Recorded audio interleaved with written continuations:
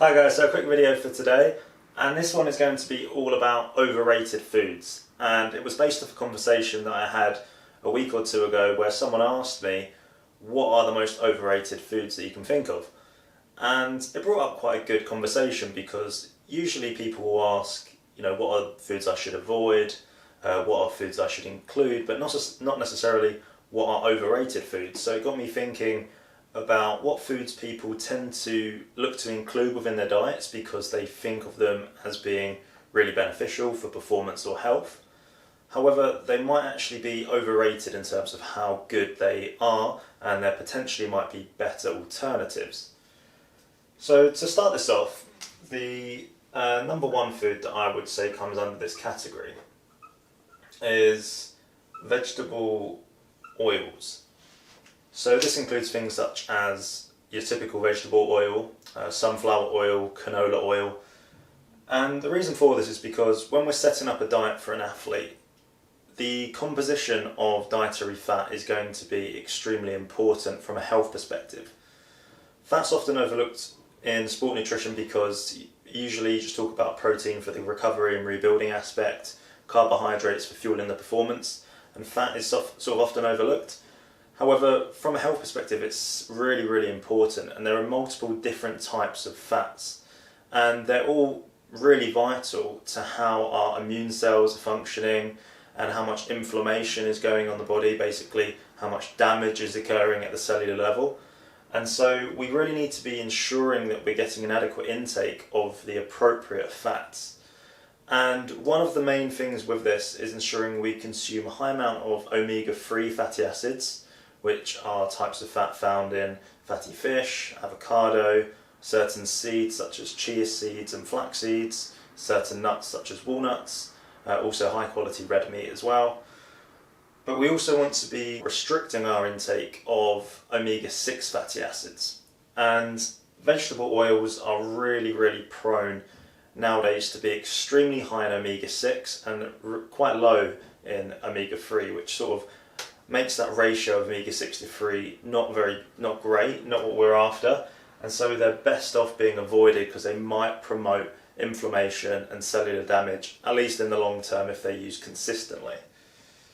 Now, there are certain types of vegetable oils which are fine to use because they contain less omega-6 and more monounsaturated fats or saturated fats, and so for that reason I'd stick with extra virgin olive oil or coconut oil as well.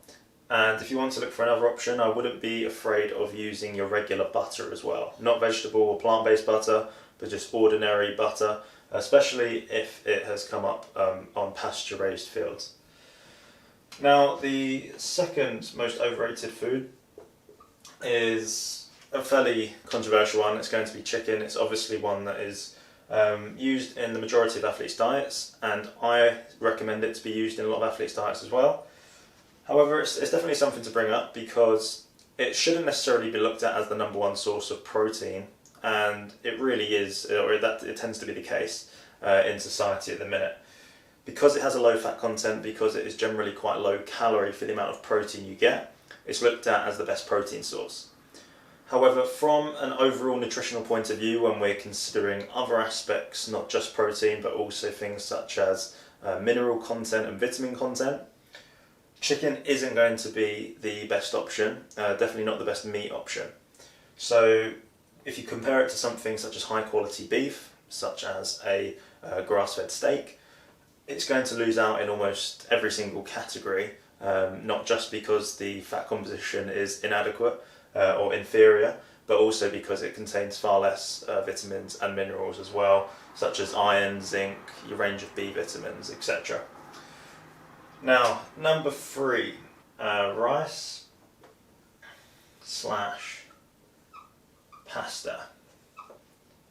So this really goes mainly for white rice and white pasta, but it can also incorporate whole grain rice and whole grain pasta as well. And it sort of has a similar argument to what I said about chicken in terms of overall nutrition.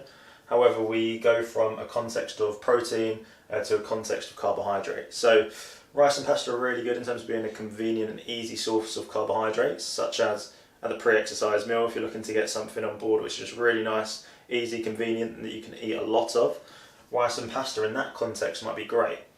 However, when we're talking about vitamin content, mineral content, fibre content, all things which are really important for overall health, there are better options such as potatoes, oats, a range of legumes as well, fruit.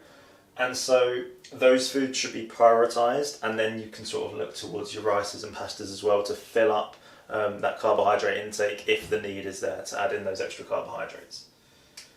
Now the fourth most overrated food is fruit juice, and this one probably doesn't come as too much of a surprise.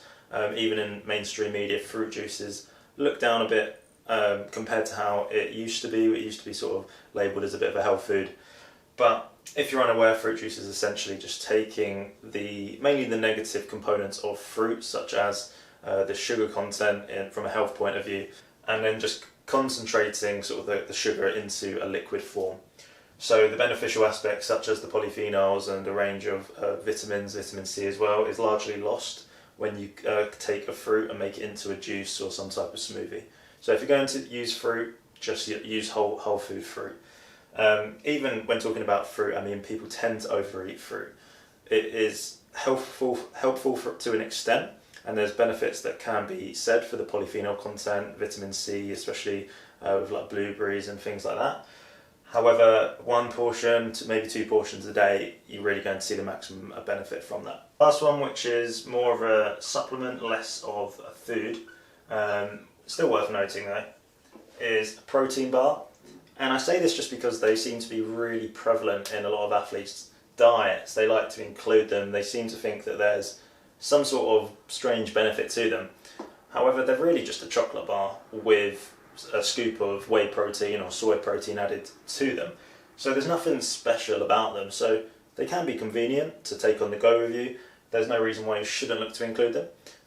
However, really from a taste point of view, I guess, you can just have sort of your favourite chocolate bar and a scoop of protein and get the same benefits as you would from a protein bar. From a nutritional perspective, looking at the nutritional panel, the ingredients profile, there really aren't many differences, if any, between a chocolate bar with a scoop of protein added.